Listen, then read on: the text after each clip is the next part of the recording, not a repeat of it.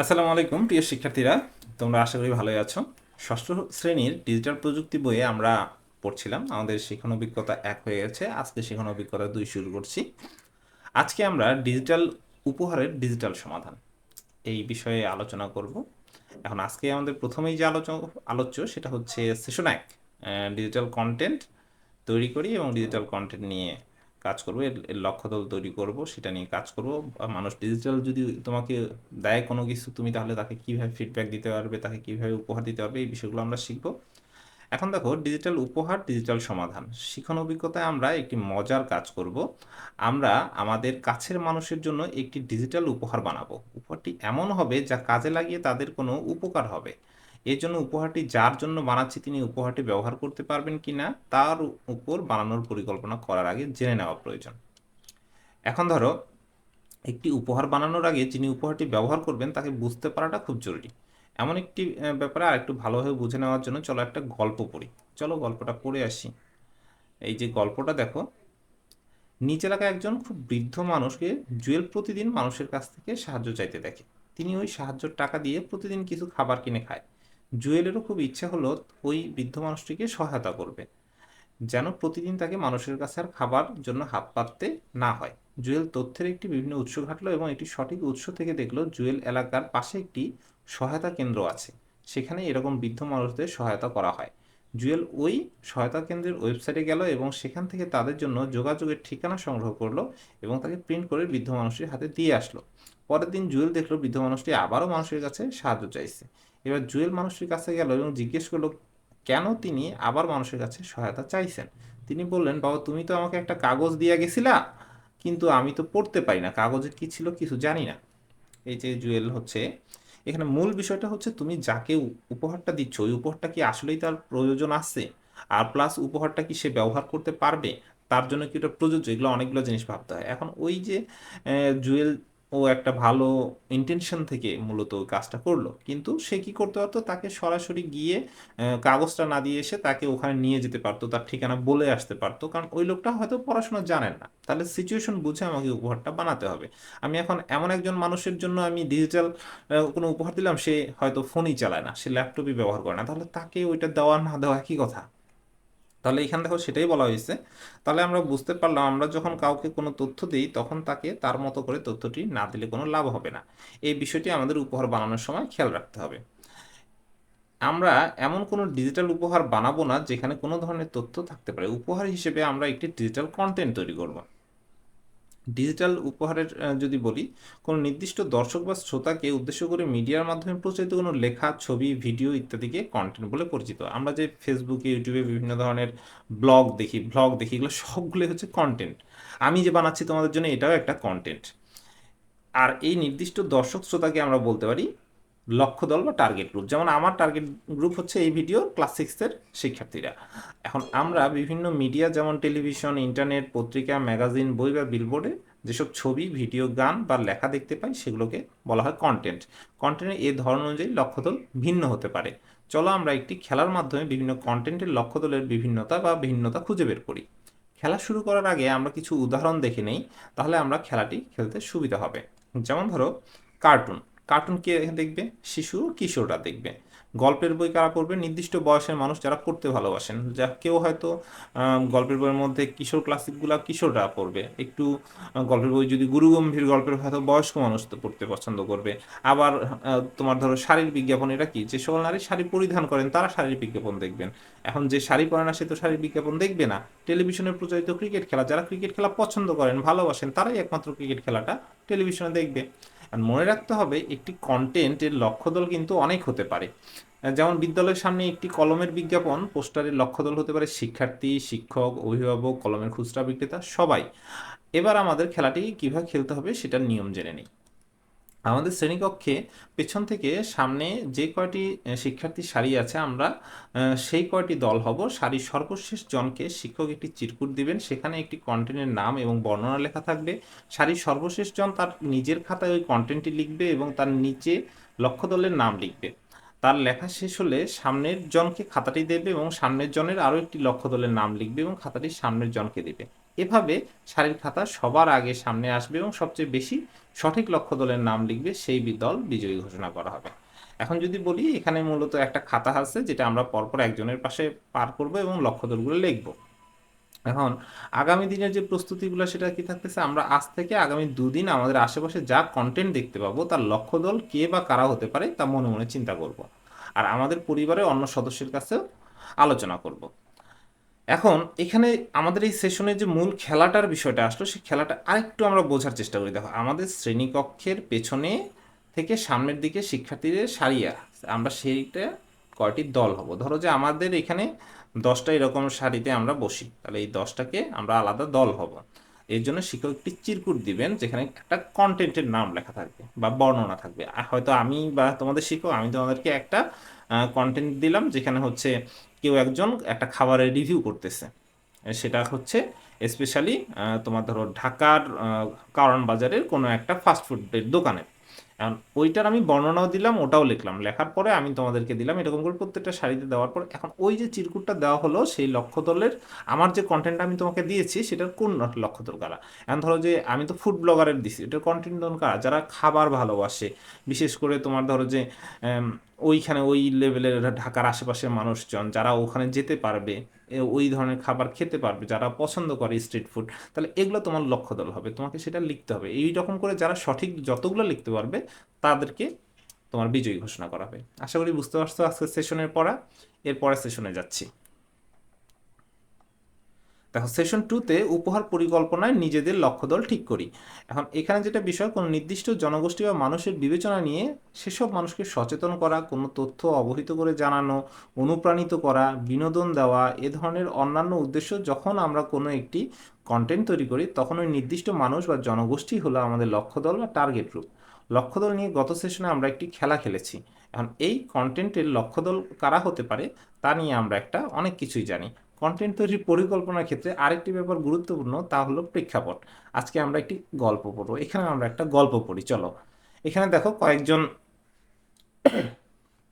শিক্ষার্থী একসাথে আছে, এখানে দেখো কয়েকজন শিক্ষার্থী এখানে একসাথে আছে, তারা বিভিন্ন কিছু কাজ করতেছে, তাই না? এখন কাজটা কি? দেখো, মিতু তার কয়েকজন বন্ধু মিলে চিন্তা করলো বিদ্যালয়ের প্রাঙ্গণটি অপরিষ্কার হয়ে আছে এবং মিতু তার বন্ধুদের সেটি পরিষ্কার করতে চায়। মিতু তার বন্ধুরা মিলে একটি শ্রেণী শিক্ষককে তাদের আগ্রহের কথা জানালো। শিক্ষক জানালেন এটি একটি বড় কাজ, তাই এটি সম্পূর্ণ করতে বড় একটি দলের প্রয়োজন হবে। মিতু তার বন্ধুরা চিন্তা করলো কাদের তারা সহজে রাজি করাতে পারবে যেন তাদের নিয়ে একসঙ্গে পরিষ্কার পরিচ্ছন্নতার কাজটি করতে পারে। মিতু তার বন্ধুরা সবাই মিলে সিদ্ধান্ত নিল মিতু শ্রেণীর সব শিক্ষার্থী মিতুর বন্ধু, তাই তাদের এই ভালো কাজে রাজি করানো বেশ সহজ হবে। এবার মিতু ভাবলো তাদের কিভাবে রাজি করানো যায়। মিতু তাদের মধ্যে একজনকে বলল, চলো ক্লাসরুমে গিয়ে সবার উদ্দেশ্যে পরিষ্কার পরিচ্ছন্নতার প্রয়োজনীয়তা সম্পর্কে একটা ভাষণ দেই।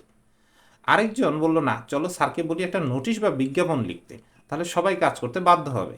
আবার অন্যজন বলল, না, বাধ্য করা ঠিক হবে না, চলো আমরা পরিষ্কার পরিচ্ছন্নতার প্রয়োজনীয়তা নিয়ে একটি নাটিকা করি এবং সেই নাটিকা শেষে সবাই মিলে শপথ করি যে আমরা আমাদের বিদ্যালয়ের প্রাঙ্গণ পরিষ্কার করব, সব সময় যেন এটি পরিষ্কার থাকে। এখানে দেখো 3টে অপশন আছে। একটা হচ্ছে প্রথমে গিয়ে ভাষণ দেওয়া, যে সকলের সামনে, আর তারপরে হচ্ছে একটা বিজ্ঞাপন দেওয়া। ভাষণ দিলেও কাজ হতো, বিজ্ঞাপন দিলেও কাজ হতো, কিন্তু তারা একটা মোটামুটি সিদ্ধান্ত নিলে একটা নাটিকা করবে, একটা কন্টেন্ট তৈরি করবে, যে কন্টেন্টের মাধ্যমে কি হচ্ছে যে তারা সচেতন হচ্ছে যে তোমার, এবং তার প্রয়োজনীয়তাটা বুঝছে যে কিভাবে কেন আমরা বিদ্যালয়টা পরিষ্কার রাখবো। এখন যখন সে প্রয়োজনীয়তা বুঝলো, তাহলে সে বাধ্য করাও হলো না, সে স্বেচ্ছায় এসে তোমার সাথে যুক্ত হলো। তাহলে এই প্রসেসটা বেটার না? আমাদের জীবনে কিন্তু এটাই করতে হয়। কারোকে বাধ্য করতে গেলে সমস্যা হয়, তারা সে অনেক কিছু ভাবতে পারে। আমরা বাধ্য করব না, আমরা আমাদের কন্টেন্ট আমরা সুন্দর করে বুঝিয়ে মানুষকেও কাজ করাতে পারি, সেটাই এখানে বলা হয়েছে। এরপরে যদি দেখো, ডিজিটাল উপহারের ডিজিটাল সমাধানের যে আমরা অধ্যায়টা পড়ছি, এই অধ্যায়ে অবস্থা বা প্রেক্ষাপট, মিতুর বিদ্যালয়ের অপরিষ্কার প্রাঙ্গণ, এটা হচ্ছে অবস্থা বা প্রেক্ষাপট। উদ্দেশ্য বিদ্যালয়ের প্রাঙ্গণ পরিষ্কার পরিচ্ছন্নতা রাখা, সবার অংশগ্রহণ। এই উদ্দেশ্যে লক্ষ্যদল বা ব্যক্তি হচ্ছে মিতু শ্রেণীর সকল শিক্ষার্থী। এই শিক্ষার্থীটা হচ্ছে তোমার কন্টেন্টের লক্ষ্যদল। কন্টেন্ট, ভাষণ, নোটিশ, বিজ্ঞপ্তি, নাটিকা, শপথ, এগুলা সবগুলো এক একটা কন্টেন্ট। এই কন্টেন্টের মধ্যে এবার আমাদের উপহার তৈরির পরিকল্পনা করার সময় হলো। কিছু সমস্যা এবং লক্ষ্যদল এখানে দেওয়া আছে, কিন্তু সেই শিক্ষকের আমাদের দলে ভাগ করে যে কোনো একটি সমস্যা লক্ষ্যদল নিয়ে কাজ করতে বলবেন। এখন সমস্যা দেখো এখানে কি কি সমস্যা দেওয়া আছে। সমস্যা নাম্বার 1, পরিবারে কিংবা আশেপাশের একজন শিশু যে এখনো বর্ণমালা শিখেনি তাকে বর্ণমালা শেখানো। এটা একটা, যে হ্যাঁ ছোট একটা বাচ্চা আছে যে বর্ণমালা শিখেনি। অ্যান্ড পরিবার বা আত্মীয়দের প্রতিবেশীদের মধ্যে 4 থেকে 7 বছর বয়সী শিশু যারা বর্ণমালা শিখেনি তাদের।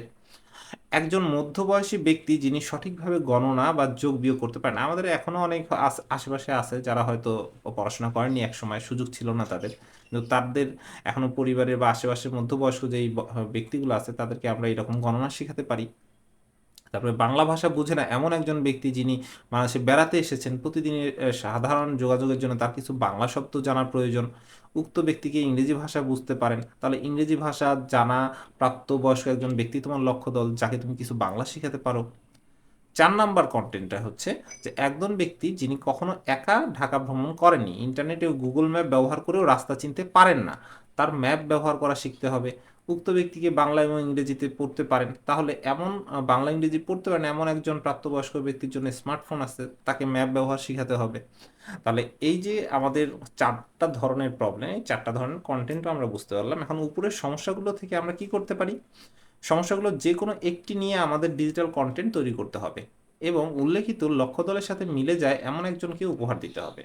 উপহারের সমস্যা এবং কন্টেন্টের প্রয়োজনীয়তা দেখে আমরা বুঝতে পারছি যে আমাদের উপহার হবে একটি শিক্ষণীয় ডিজিটাল কন্টেন্ট।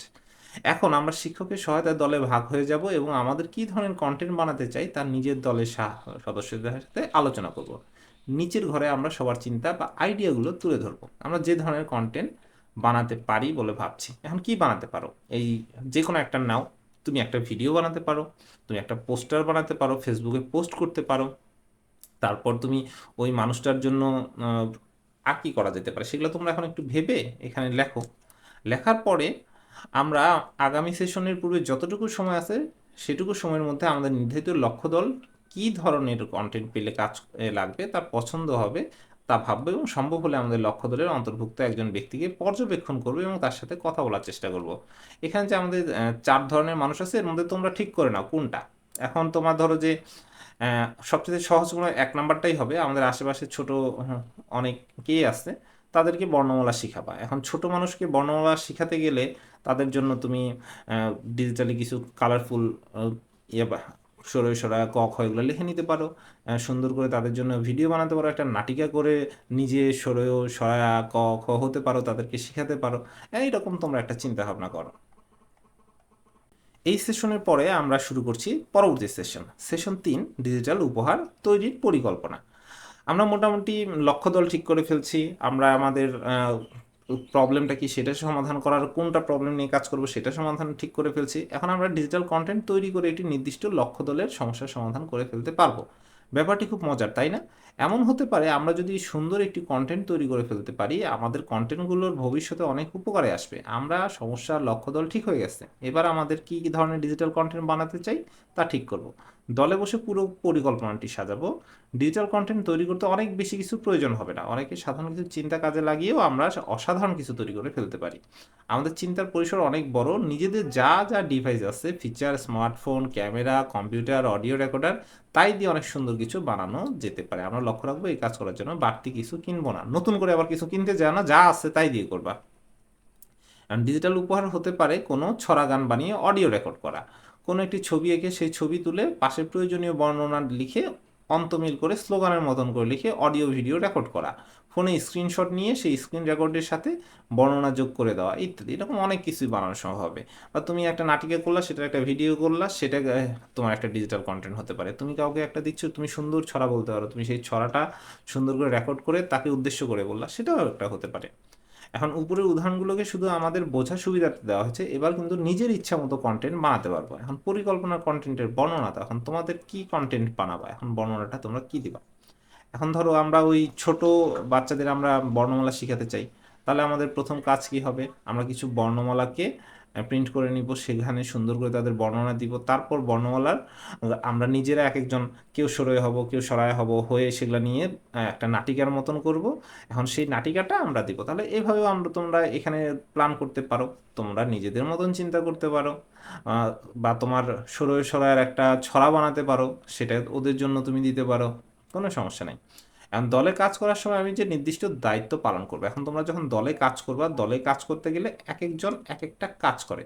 এখন তুমি কোনটা কাজ করবা সেটা তুমি এখানে লিখবা। এখন দলের সবাই কিন্তু এক কাজ করে না, সবাইকে কিছু না কিছু করতে হয়। কেউ হয়তো এইটা কাজ করবে, কেউ হয়তো আরেকটা কাজ করবে, সবাই সব পারেও না, সবাইকে সব কাজ করতেও হয় না।